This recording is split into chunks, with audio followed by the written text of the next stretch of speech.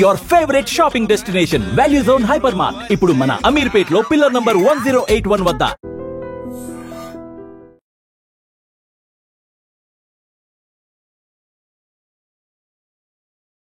Welcome to iDream. Maoist పార్టీలో విభేదాలు వచ్చాయా?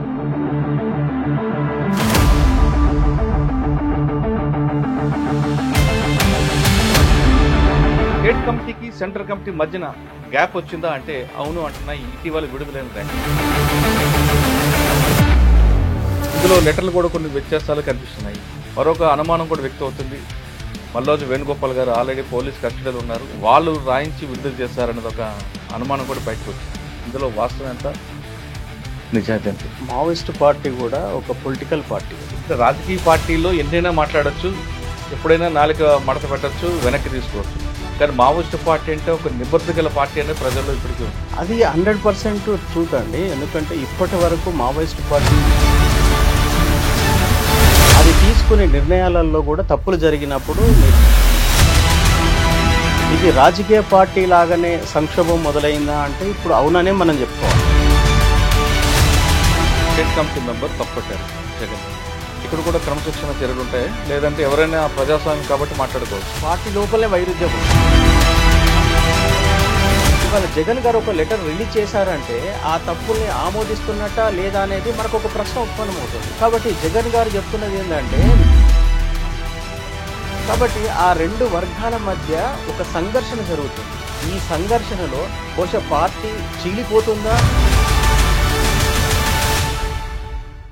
Welcome to iDream. Maoist పార్టీలో విభేదాలు వచ్చాయా?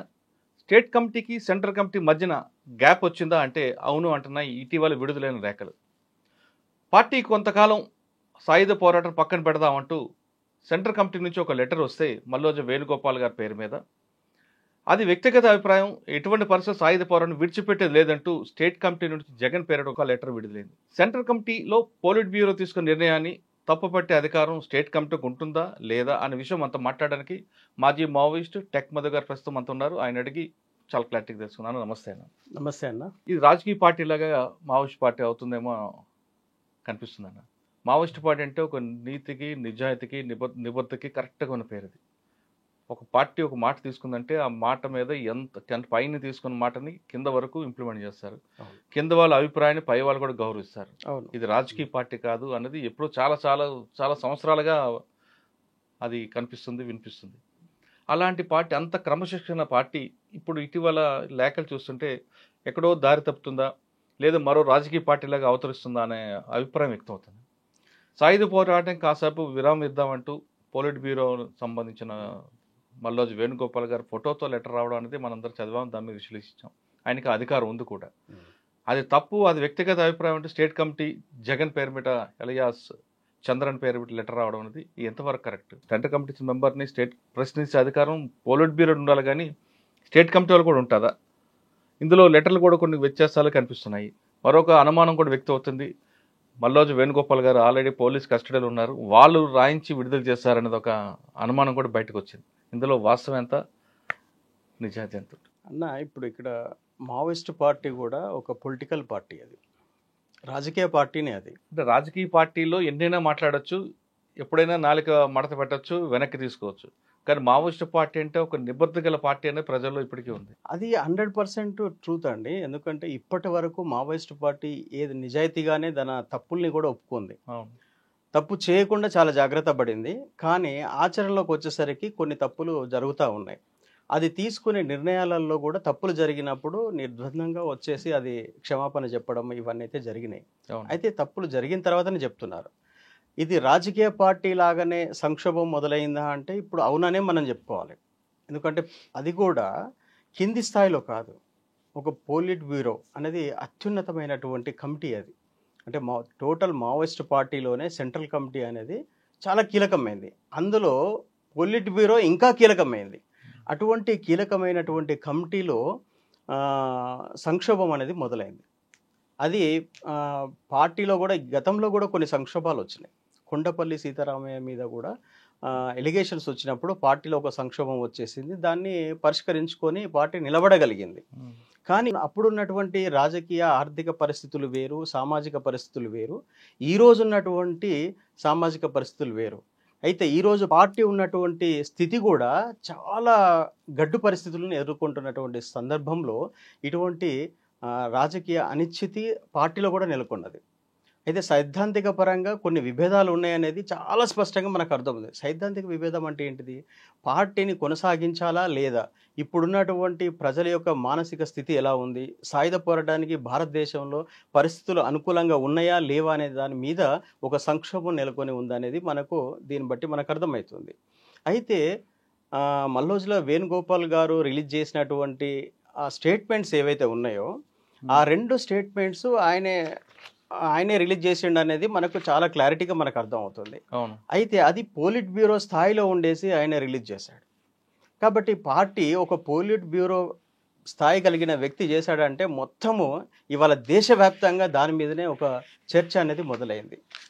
ఏ మీడియాలో చూసినా మల్లోజుల కోటేశ్వరరావు గారు రిలీజ్ చేసినటువంటి సాయుధ పోరాట విరమణ దాని మీదనే మనకు చర్చ కొనసాగింది. అయితే ఇవాళ కేంద్ర ప్రభుత్వం కూడా ఏమైంది, అసలు పార్టీలో ఇంత సంక్షోభం ఎందుకు వచ్చిందనే దాని మీద కూడా వాళ్ళు స్పెషల్గా దృష్టి పెట్టి దాన్ని గమనిస్తున్నటువంటి పరిస్థితులు కూడా ఉన్నాయి. అందుకే ఇప్పుడు ఛత్తీస్గఢ్ హోమ్ మినిస్టర్ కూడా అన్నాడు, దాని మీద కూడా మేము ఇన్వెస్టిగేషన్ చేస్తాము, అది రియలా కాదా, లేకుంటే అసలు పార్టీలో ఏం జరుగుతుందనే విషయం మీద కూడా మేము వివరాలు తెలుసుకుంటామని చెప్పి అన్నారు. అంటే అంత క్యూరియాసిటీను అది అంటే నెలకొనేలాగా చేసింది అది. అని ఒకసారి వేణుగోపాల్ గారు రాసిన లెటర్ చూద్దాం. అసలు ఒరిజినల్ లెటరా కాదా అనేది అందులో కంటెంట్ బట్టి మీరు మార్జిల్ తెలుస్తుంది. చదవండి. తర్వాత జగన్ రాసిన డాక్యుమెంట్ చదువుతాం తప్పకుండా. ఇందులో ఫస్ట్ లో ప్రియమైన ప్రజలారా లాల్ సలాం అని రాశారు. ఇదంతా విప్లవ భావం సంబంధించిన ఆ భావజాలం అంతా చాలా క్లియర్ గా ఉంది. గత 20 మాసాలకు పైగా భారత దోపిడీ పాల వర్గాలు కొనసాగిస్తున్న చుట్టుముట్టి మట్టుపెట్టి దాడులను మనమంతా అసమాన త్యాగాలతో ఎదుర్కొంటున్నాం. ఆ భావజాలం కంటెంట్ అనిపిస్తుంది. ఇందులో 5వ పేజీలో కొన్ని విషయాలు మీరు ఇందాక అన్నారు కదా, తప్పు చేసిన తర్వాత పార్టీ ఒప్పుకుంటుంది, ఆ నిజాయితీకి ఒక నిదర్శనంగా అనిపిస్తుంది. ఇందులో ఇప్పటికైనా దీర్ఘకాల ప్రజా యుద్ధ పందా అంటూ, సాయుధ పోరాటం అంటూ, పరిస్థితుల మార్పులతో స్థల కాలాలతో నిమిత్తం లేకుండా చైనా పందా, రష్యా పందా అనే పిడివాద ఆచరణకు స్వస్తి చెప్పి భారతదేశ స్థల కాల పరిస్థితులకు తగిన పందాలో భారత విప్లవాన్ని జయప్రదం చేయడానికి పూనుకోవడమే పార్టీ ముందు మిగిలిన ఏకైక కర్తవ్యం. అంటే అంత క్లియర్గా వాళ్ళు ఆయన ఎక్స్ప్రెషన్ చేస్తున్నాడు. డెఫినెట్లీ ఎందుకంటే మారుతున్న పరిస్థితులకు అనుగుణంగా పార్టీ కూడా మారాల్సిన అవసరం ఉంది. అయితే అక్కడ చాలా విషయాలు ఆయన కోట్ చేసి చెప్పాడు. ఆయన పార్టీ లైన్ మీద కూడా చాలా పెద్ద విమర్శ ఉంది అక్కడ. ఇప్పటి వరకు దీర్ఘకాలిక సాయుధ పోరాటం అని చెప్పేసి పార్టీ చెప్పుకుంటూ వస్తుంది, దాని మీద కూడా ఒక విమర్శ దాంట్లో లేవనెత్తడం జరిగింది. తర్వాత అదేవిధంగా చైనా పంతానా, రష్యా పంతానా, ఈ పంతా ఏంటిదనేది ఇది చాలా కీలకమైన అంశం. ఎందుకంటే భారతదేశంలో నార్త్ ఇండియా మొత్తం కూడా చైనా అంటే చాలా వ్యతిరేకత ఉంటుంది. చైనా నాయకుడిని మన నాయకుడిగా అంటున్నామంటే నార్త్ ఇండియా ప్రజలు ఎవరు కూడా దాన్ని ఆమోదించరు. మన సౌత్ ఇండియాకు సంబంధం లేదు కాబట్టి, చైనా బార్డర్ మనకు లేదు కాబట్టి మనకు ఆ తీవ్రత మనకు అర్థం కాదు. ఒక చైనా దేశానికి సంబంధించిన ఒక నాయకుడిని, అతని ఆలోచనల్ని ఇక్కడ ఇంప్లిమెంటేషన్ చేయడం అనేది నార్త్ ఇండియా ప్రజలు ఆమోదించారు. ఫస్ట్ ఆఫ్ ఆల్ అది గుర్తుపెట్టుకోవాలి. మన ఇంత విశాలమైనటువంటి భారతదేశంలో 140 కోట్ల ప్రజలు ఉన్నటువంటి ఈ భారతదేశంలో ఈ దేశాన్ని విముక్తి చేయగలిగి, ఈ దేశంలో ఉన్నటువంటి అసమానతలు పోలగొట్టగలిగినటువంటి గొప్ప నాయకుడు ఎవరు లేనట్టుగా చైనా మావోయిస్టు పార్టీ నాయకుడిని మన నాయకుడు అనుకోవడం అనేది ప్రజలు అంతగా దాన్ని స్వీకరించలేరు. ఆ విషయాన్ని పార్టీ గుర్తుపెట్టుకోవాలి. అందుకనే ఆ లెటర్లో చాలా స్పష్టంగా చెప్పారు. ఇంకోటి కూడా రాశారట, దీనిని విశాల ప్రజరాశులు సహృదయంగా అర్థం చేసుకుంటారని విజ్ఞప్తి చేస్తున్నాం. విప్లవోద్యమంలో మీకు కలిగిన నష్టాలకు, మీరు భరించిన కష్టాలకు, మీరు చేసిన అసమాన అనుపమాన త్యాగాలకు మేమే బాధ్యత పడుతున్నాం. మా మిడిమిడి జ్ఞానంతో పార్టీ చాలా ఒప్పుకున్నట్టు వస్తుగత పరిస్థితులను అర్థం చేసుకోవడంలో చేసిన పొరపాట్లకు, మా ఆచరణలో అవలంబించిన అతివాద ఒంటెద్దు తప్పులకు మమ్మల్ని మన్నించాల్సిందిగా విజ్ఞప్తి చేస్తున్నాం. అంటే ఇక్కడ వస్తుగత పరిస్థితులను అర్థం చేసుకోవటంలో ఫెయిల్ అయ్యామని చెప్పేసి ఆ ఫెయిల్యూర్ని చెప్పుకుంటున్నాను.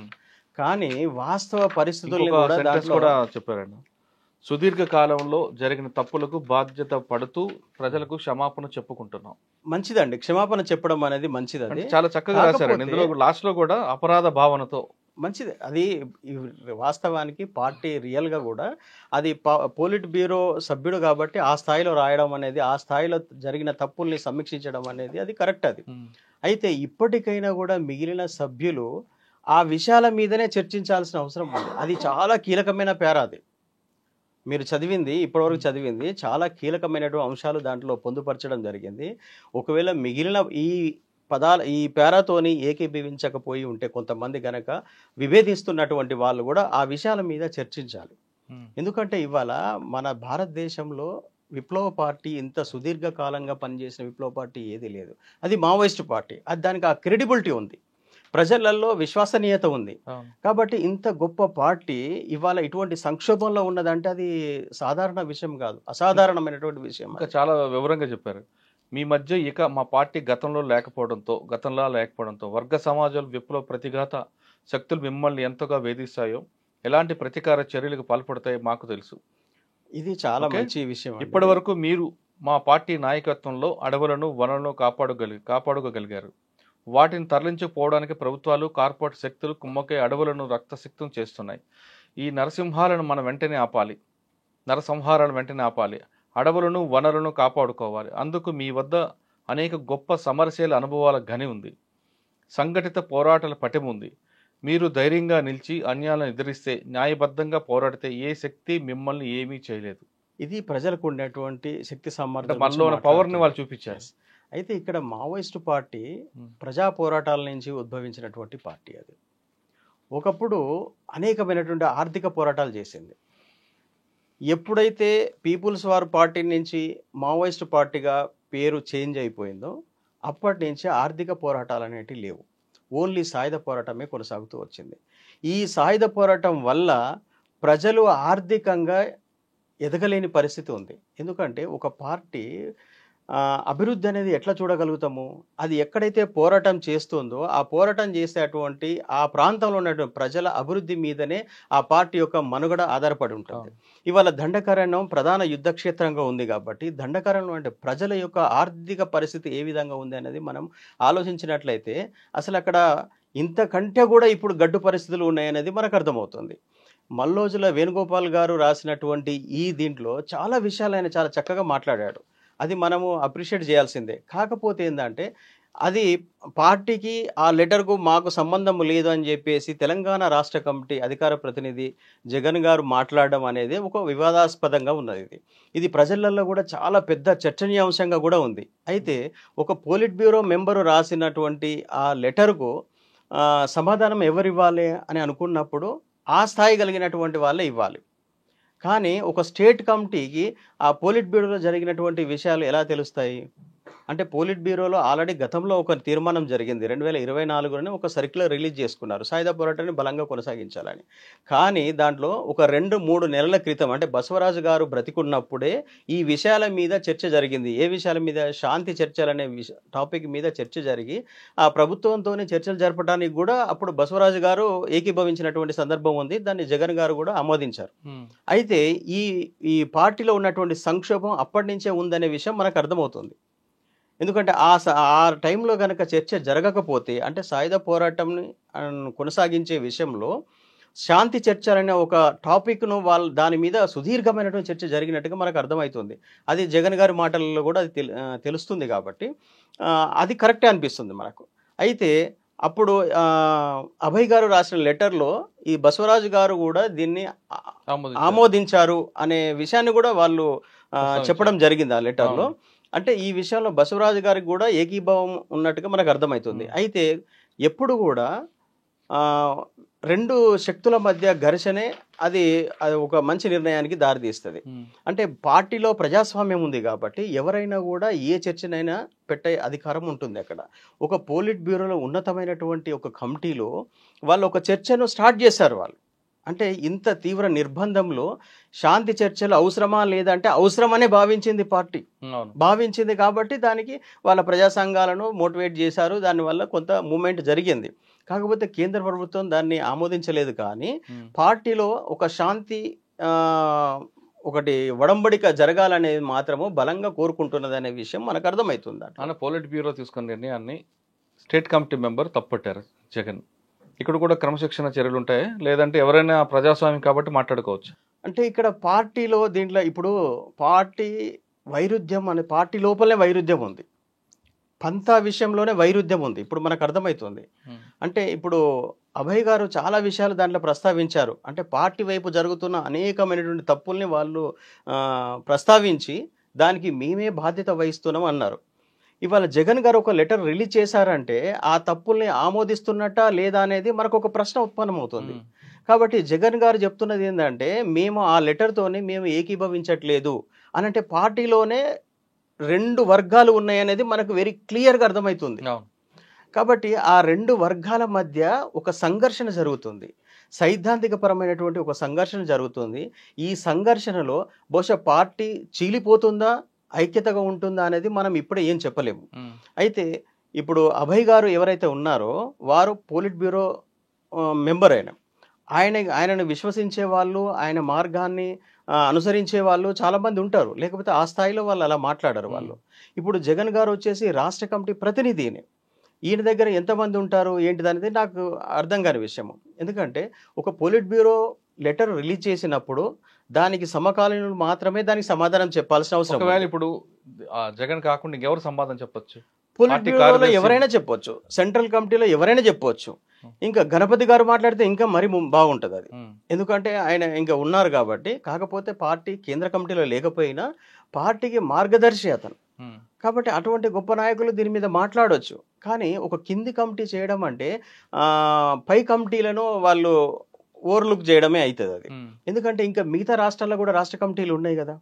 ఇప్పుడు బీహార్లో ఉంది, జార్ఖండ్లో ఉంది, ఛత్తీస్గఢ్లో దాదాపు కొద్ది మంది మిగిలిపోయారు, దాదాపు చనిపోయారు, అందరూ ఉన్నారు. కాబట్టి తెలంగాణ రాష్ట్ర కమిటీ ఉంది, తర్వాత దండకరణ రాష్ట్రం. అయితే తెలంగాణ రాష్ట్ర కమిటీ మాత్రమే స్పందిస్తుంది దీనికి, మిగతా ఏ కమిటీలు కూడా ఇంతవరకు స్పందించలేదు. ఎందుకంటే ఛత్తీస్గఢ్లో హిడ్మా కూడా ఉన్నారు కదా. హిడ్మా అనే ఈ మధ్య కాలంలో దండకరణానికి సెక్రటరీని చేశారు అనేది ఒకటి మనం వింటున్నాము. పార్టీ ఇప్పుడు ఉన్నటువంటి నిర్బంధ పరిస్థితుల్లో హిడ్మా గారు దీన్ని విశ్లేషించి స్టేట్మెంట్ ఇవ్వగలిగిన స్థాయి వాళ్ళకు లేదు అది. ఓకే, కానీ ప్రస్తుతం నంబాల కేశవ్ గారి ప్లేస్ లో వచ్చిన తిప్పర్తి ఆయననే ఇవ్వచ్చు కదా. ఎగ్జాక్ట్లీ కరెక్ట్, అది మీరు అన్నది కరెక్ట్. అది ఎందుకంటే దేవ్జీ గారు అపారమైనటువంటి అనుభవం ఉన్నటువంటి వ్యక్తి, తర్వాత ఆయన పార్టీ సెక్రటరీని చేశారు కాబట్టి దీని మీద వెంటనే స్పందించాల్సినటువంటి ఆవశ్యకత ఆయనకే ఉంది, ఆ బాధ్యత ఆయనకే ఉంది. కింద రాష్ట్ర కమిటీ కాదు కదా, పోలిట్ బ్యూరోలో ఏం నిర్ణయం తీసుకున్నారని ఆయనకు బాగా తెలుస్తుంది. అది కరెక్టా కాదా అనేది కూడా ఆయన నిర్ణయించి ఆయన చెప్పాలి ప్రజలకు. ఒకవేళ దాన్ని ఖండించాల్సి వస్తే సెంట్రల్ కమిటీ లెవెల్లో ఖండించితే దానికి ఒక ఇది ఉంటుంది. కానీ ఈ స్టేట్ కమిటీ మాట్లాడడం అనేది అది కొంచెం ఆలోచించాల్సిన విషయమే. అయితే దీంట్లో మీరు ఇంతకుముందు మాట్లాడుతూ పోలీసులే ఇది దేవ్జీ అది మన వేణుగోపాల్ గారితో చేపించారా అనేది ఒకటి అనుమానం వ్యక్తం చేశారు. అలా మాట్లాడడానికి అవకాశం అయితే ఉందని నేను అనుకోవటం లేదు. ఎందుకంటే వీళ్ళు ఆగస్టు నెలలో ఆ స్టేట్మెంట్ను రాసినట్టుగా మనం చూసాం. మనం అంటే సాయుధ పోరాట విరమణ అనేది ఆగస్టులో తీసుకున్నటువంటి నిర్ణయం ఇది. తర్వాత ఇప్పుడు అది కంటిన్యూషన్లో ఆయన కొంతకాలం టెక్నికల్గా దాన్ని ఆపి ఉండొచ్చు, మనకు ఆపి ఉండవచ్చు. ఒకవేళ సరెండర్ అయితే గనక ఒక వ్యక్తిగా ఎందుకు వస్తాడు? ఆయన వ్యక్తిగా వచ్చేటట్టుంటే ఇంత పెద్ద చర్చను దేశవ్యాప్తంగా ఎందుకు తీసుకొస్తాడు? కాబట్టి ఆయన ఏంటంటే పార్టీలోనే ఒక చర్చను ప్రారంభించారు. పోలిట్ బ్యూరో కనీసము శాంతి చర్చలన్నా చేసి దీనికి కొంచెము విరామం తీసుకుందామనే ఒక ఆలోచనతోనే వాళ్ళు శాంతి చర్చల ప్రతిపాదన అనేది తీసుకొచ్చారు. ఆ కాన్సెప్ట్ కనుక వాళ్ళ మైండ్లో లేకపోతే కనుక శాంతి చర్చలు అనేది కూడా జరిపే అవకాశం ఉండదు. కాబట్టి ఇంకొకటి విషయము దాంట్లో పార్టీ వైపు జరుగుతున్నటువంటి తప్పులనే దాంట్లో తెలియజేయడం జరిగింది. కనీసం అసలు ఇప్పుడున్నటువంటి ఆర్థిక పరిస్థితులు ఎలా ఉన్నాయి, ప్రజల మైండ్ సెట్ ఎట్లా ఉందనే దాంట్లో చెప్పలేదు. అంటే విప్లవ పరిస్థితులకు అనుకూలంగా ఉన్నాయా, విప్లవ పరిస్థితులకు వ్యతిరేకంగా ఉన్నాయా, లేకుంటే ప్రజలు తటస్థంగా ఉన్నారా అనే విషయాన్ని కూడా ఆ లెటర్లో ఎక్కడ కూడా మన వేణుగోపాల్ గారు ఎక్కడ ప్రస్తావించలేదు. ఈ విషయాన్ని పార్టీ కూడా ఇప్పటికైనా ఒకవేళ ఈ వేణుగోపాల్ గారి లెటర్ను కనుక వ్యతిరేకించినట్లయితే ఉంటే సెంట్రల్ కమిటీ వెంటనే దాని మీద ఒక స్టేట్మెంట్ ఇవ్వాల్సిన అవసరం ఉంది. ప్రస్తుత పరిస్థితుల మీద ఒక క్లారిటీ ఇవ్వాల్సిన అవసరం కూడా పార్టీకి ఉన్నటువంటి ఇది ఉంది. వాళ్ళు కంపల్సరీ చేయాలి. అది పార్టీల్లో వ్యూహం భాగంగా ఒకరికి మించి ఒక లెటర్ ఇసుకోవడం కూడా జరుగుతుంటాయి కొన్ని రాజకీయ పార్టీలు. అదే పందాలో మావోయిస్ట్ పార్టీ కూడా ఉందనుకోవచ్చా? అట్లా ఉండదండి. ఎందుకంటే ఇది త్యాగాల పునాది మీద ఏర్పడ్డటువంటి పార్టీ కాబట్టి దీంట్లో అసమాన త్యాగాలు జరిగినాయి. దీంట్లో మనం కాదనలేము, ఎవరు కాదంటారు. తర్వాత నాయకత్వం కూడా అన్నిటికీ సిద్ధపడి వాళ్ళు పనిచేస్తున్నారు. తర్వాత వ్యక్తిగత స్వార్థం లేనటువంటి నిస్వార్థమైనటువంటి నాయకులు వాళ్ళు. ఇటువంటి వ్యక్తిగత దూషణలు ఇవన్నీ చేసి ఇది కూడా ఒక చీప్ ట్రిక్ కింద ఉంటుంది ఇదంతా. అటువంటి పరిస్థితులు వాళ్ళు అటువంటి ఉద్దేశాలు ఉండవు. అంటే కొంతమంది పోలీసులు ఏమంటారంటే పార్టీ అసలు ఏం జరుగుతుందని వాస్తవాన్ని మల్లోజు వేణుగోపాల్ గుర్తించారు. ప్రజల్లోకి ఎందుకు దూరం అవుతున్నాం అనే విషయం కాబట్టి ఆయన స్పష్టంగా రాశారు. కానీ మీరు చెప్తున్న జగన్ రాయడంలో ఆ భావజాలాన్ని బతికించడానికి రాసిన లెటర్ లాగా ఉంది తప్ప వాళ్ళు ప్రజలు ఎందుకు పార్టీ దూరం అవుతున్నారు విషయాన్ని అంటారు. వాస్తవం అంటారా? కానీ జగన్ గారే ఇంకా కొంచెం క్లారిటీగా చెప్పాలి. ప్రజలు అసలు ఏం ఆలోచిస్తున్నారు అనేది ఆయన చెప్పలేదు. కేవలం వేణుగోపాల్ గారి మీద విమర్శలు చేయటానికే, దాన్ని ఖండించడానికి మాత్రమే ప్రకటన విడుదల చేశారు. కానీ అసలు ప్రజలు ఏమనుకుంటున్నారు అసలు అది ఇప్పుడు దండకారణ్యంలో ఉన్నటువంటి పార్టీ ప్రజలు అక్కడ వాళ్ళు ఏమనుకుంటున్నారు, ఆదివాసులు ఏమనుకుంటున్నారు, అసలు ఈ పోరాటాన్ని ముందుకు కొనసాగిద్దాం అనుకుంటున్నారా, లేకో చాలు ఇక ఇప్పటివరకు చేసాం 50 ఏళ్ళ అనుభవం మాకు చాలు ఇక దీనివల్ల మేము ఏం సాధించలేకపోతున్నామని అనుకుంటున్నారా? అది జగన్ గారు స్పష్టం చేయాలి. ఇంకా ఆయన చెప్పిన దీంట్లో చివరిగా బీజేపీ ప్రజా వ్యతిరేక విధానాలకు వ్యతిరేకంగా పోరాటాలు తీవ్రతరం చేయాలన్నారు. ఒక్కటండి, 2024లో పార్టీ సర్క్యులర్ అదే చెప్తుంది. వాళ్ళు అదే పందాను వాళ్ళు అవలంబించాలని అనుకున్నారు. నేను గతంలో ఒక ఇంటర్వ్యూలో మీతో మాట్లాడేటప్పుడు కూడా చెప్పాను. ఒక 10 పేజీల ఒక లెటర్ను ఆగస్టు నెలలోనే రిలీజ్ చేసింది పార్టీ. అప్పుడు దాంట్లో సాయుధ పోరాటాన్ని కొనసాగించాలనేదే వాళ్ళు ఉటంకిస్తూ రాశారు దాన్ని. కానీ ఎక్కడ కూడా శాంతి చర్చల గురించి కానీ సాయుధ పోరాట విరమణ గురించి కానీ రాయలేదు. ఇప్పుడు జగన్ గారు కూడా సాయుధ పోరాటాన్ని కొనసాగిస్తామని అంటున్నారు. కానీ ప్రస్తుత రాజకీయ పరిస్థితుల గురించి వేణుగోపాల్ గారు కొంత చర్చ చేశారు. దాంట్లో ఒక చర్చను దేశ ప్రజల ముందు పెట్టారు ఆయన. ఈ విషయంలో అందరూ చర్చించాల్సిన అవసరం ఉంది. నిజంగా ఇవి జరిగిన తప్పుల పార్టీ నుంచి జరగలేదా, జరిగితే వీళ్ళు అసలు ఇప్పుడు సాయుధ పోరాటాన్ని కొనసాగించే పరిస్థితులు ఉన్నాయా లేదా అనే విషయం కూడా ఇప్పుడు కొత్తగా చర్చ పెట్టాల్సిన అవసరం ఉంది. చాలామంది మేధావులు మొన్న శాంతి చర్చల విషయంలో మాట్లాడినప్పుడు వాళ్ళు ప్రజాక్షేత్రంలోకి వచ్చి రాజకీయ పరంగా ప్రజల మధ్యలో ఉండి పనిచేస్తే బాగుంటుందని చాలామంది ఆశాభావం వ్యక్తం చేశారు. కానీ అటువంటి రావాలి కదండి, రావాలి. ఇప్పుడు రాజకీయ వ్యవస్థకు పులుస్టాప్ పడాలంటే వాళ్ళు వస్తేనే. తప్పకుండా. అప్పుడు నేను కూడా చాలా సందర్భాల్లో నేను అన్నాను, ఎందుకంటే వాళ్ళు అడవులలో ఉండడం కంటే కూడా ప్రజాక్షేత్రంలోకి వచ్చి ప్రజలకు నాయకత్వం వహిస్తే బాగుంటుంది అని చెప్పి కూడా నేను మాట్లాడిన సందర్భం ఉంది. అయితే కొంతమంది ఏమన్నారంటే వాళ్ళు ప్రజాక్షేత్రంలోకి వస్తే వాళ్ళ మీద దాడులు జరిగే అవకాశం ఉంది కదా, వాళ్ళకు రక్షణ ఎక్కడ ఉంటుంది అంటే ఆడ ఉన్నా కూడా రక్షణ లేదు. ఇప్పుడు దండకారణ్యంలో కూడా మావోయిస్ట్ పార్టీకి రక్షణ లేదు. సేఫ్ ప్లేస్ కాదు కదా. రక్షణ లేని ప్రాంతంలో ఉండి నువ్వు కాలయాపన చేసేదానికంటే ప్రజాక్షేత్రంలోకి వచ్చి ప్రజల మధ్యకు వచ్చేసి ప్రజల రక్షణ మధ్యలో నువ్వు ఉండి నువ్వు చేయొచ్చు కదా. ఎంతమంది చేయట్లేదు అట్లా? ఏ మాత్రం జ్ఞానం లేనటువంటి వాళ్ళు కూడా. మనకు కావాల్సింది అటువంటి త్యాగాలతో ఉన్న వాళ్ళు కావాలి. ఇప్పుడు కొంతమంది రాజకీయ నాయకులు చూస్తే వాళ్ళ ఖర్చులు, వాళ్ళ హడావడి, వాళ్ళ సోకులు, వాళ్ళకి అవినీతి చూస్తుంటే కన్నా అటువంటి రాజకీయ పార్టీ మావోయిస్ట్ పార్టీలో నాయకులుగా నిలబడితే ప్రజలు కూడా ఖచ్చితంగా గెలిపిస్తారు. ఒకటి మంచికో చెడుకో మల్లోజుల వేణుగోపాల్ గారు ఒక మంచి ఆలోచనను ప్రజల ముందుకు తీసుకొచ్చారనేది నేను అనుకుంటున్నా.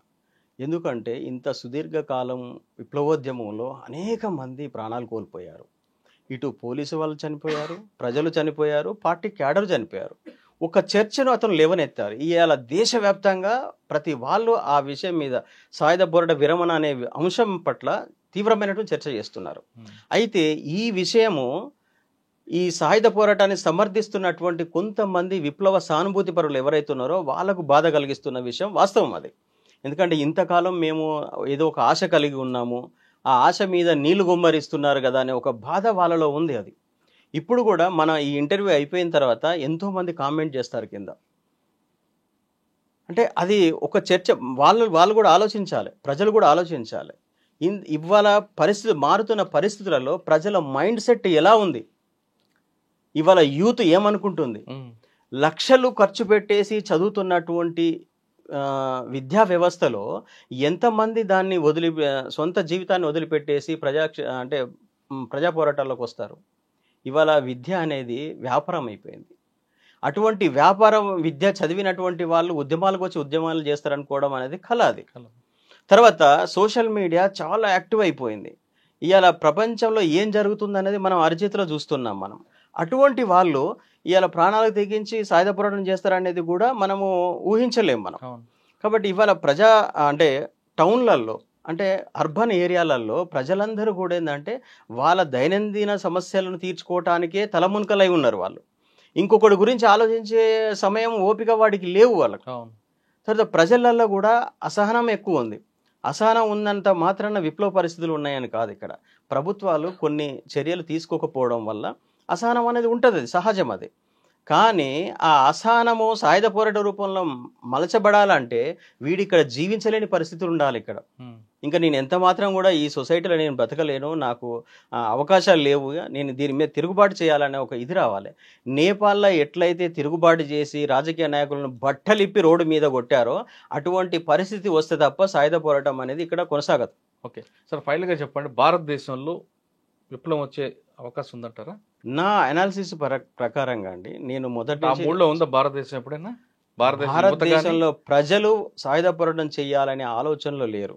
ఇది గత 50 సంవత్సరాలుగా బలవంతంగానే ఇక్కడ సాయుధ పోరాటం కొనసాగుతుంది. ప్రజలు స్వచ్ఛందంగా పోయిన పరిస్థితులు 80లో ఉన్నాయండి. 80 నుంచి 90 మధ్యలో జరిగినాయి. 90 తర్వాత ప్రజలు స్వచ్ఛందంగా ఈ సాయుధ పోరాటం చేయాలనే ఆలోచనలు అయితే లేరు. ఇప్పుడు ఆ తర్వాత రిక్రూట్మెంటే లేదు. ఇవాళ ఈవెన్ దండకారణ్యంలో కూడా ఆదివాసీ ప్రజలు కూడా సాయుధ పోరాటంలో ఎంతమంది ఉన్నారు అంటే సాల్వాజూడంకు వ్యతిరేకంగా ఉన్న వాళ్ళు మాత్రమే ఉన్నారు అక్కడ. సాల్వాజూడం పుణ్యమా అని చెప్పేసి మావోయిస్ట్ పార్టీ క్యాడర్ విపరీతంగా పెరిగిపోయారు.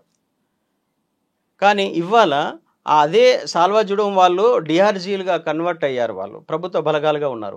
వాళ్ళతోనే యుద్ధం చేయడానికి ఇవాళ మావోయిస్ట్ పార్టీ అష్ట కష్టాలు పడుతుంది, అనేకమైనటువంటి త్యాగాలు చేస్తూ ఉంది. కాబట్టి ప్రజలు సిద్ధంగా లేరు, ఇవాళ సాయుధ పోరాటం చేయడానికి సిద్ధంగా లేరు. ప్రజల మైండ్ సెట్ అసలు ప్రాణాలకు తెగించి పోరాడే విధంగా లేదు. కాబట్టి ఇప్పుడు ఆ పరిస్థితి లేనప్పుడు ఇంత తీవ్రమైనటువంటి ఉద్యమం కొనసాగించడం కూడా కష్టమే అని నాకు అనిపిస్తుంది. రెండోది ఏంటంటే మల్లోజుల వేణుగోపాల్ గారు ప్రస్తావించినటువంటి విషయాల పట్ల ప్రజా సంఘాలు, ప్రజలు, ప్రజాస్వామిక వాదులు అందరూ కూడా తీవ్రంగా చర్చించాల్సినటువంటి అవసరం. అది విశాలమైనటువంటి భారతదేశంలో మన నాయకత్వం కింద మనం పనిచేయాలన్నప్పుడు మన దేశ నాయకుడై ఉండాలి. అటువంటి నాయకుడిని ఒకరు ఎక్స్పోజ్ చేయాలి. ఇవాళ మావోయిస్ట్ పార్టీకి సరైనటువంటి ఈ నాయకుడు చెప్పింది, ఈ నాయకుడు ఏదైతే నిర్దేశించాడో దీనివల్ల ఇక్కడ భారతదేశం విముక్తి అవుతుంది అని చెప్పి ఇప్పటివరకు మావోయిస్ట్ పార్టీ చెప్పలేదు. ఎందుకంటే దానికి నాయకత్వం అనేది మొత్తం కేంద్రీకృతమై ఉంది. కానీ ఒక లీడర్ యొక్క భావాన్ని వాళ్ళు ఇప్పటివరకు ప్రొజెక్ట్ చేయలేదు. మొదటిసారిగా మల్లోజులకు వేణుగోపాల్ గారు తన ఫోటో వేసి తను చేశారు, అధికార ప్రతినిధి కాబట్టి వేశాడు. కానీ ఈ ఆలోచన అతనిది మాత్రమే అనేది తెలంగాణ రాష్ట్ర కమిటీ చెప్తుంది. అతనిదైనా ఎవరిదైనా దాంట్లో కొన్ని వాస్తవాలు ఉన్నాయి. ఆ వాస్తవాల మీద ప్రతి ఒక్కరూ చర్చించాలి. అంటే భారతదేశంలో ఉన్న ప్రతి ప్రజాస్వామికవాది ఆ విషయాల పట్ల చర్చించాల్సిన అవసరం ఉంది. అది చాలా కీలకమైనటువంటి లెటర్. అది ఒకవేళ పార్టీలో ఎంత సంక్షోభమన్నా ఉండొచ్చుగాక, కానీ అందులో వాస్తవాలు ఉన్నాయి. ఆ వాస్తవాలని పార్టీ చర్చించాలి, బయట ఉన్నటువంటి ప్రజాస్వామిక వాదులు చర్చించాలి, ప్రజా సంఘాలు చర్చించాలి.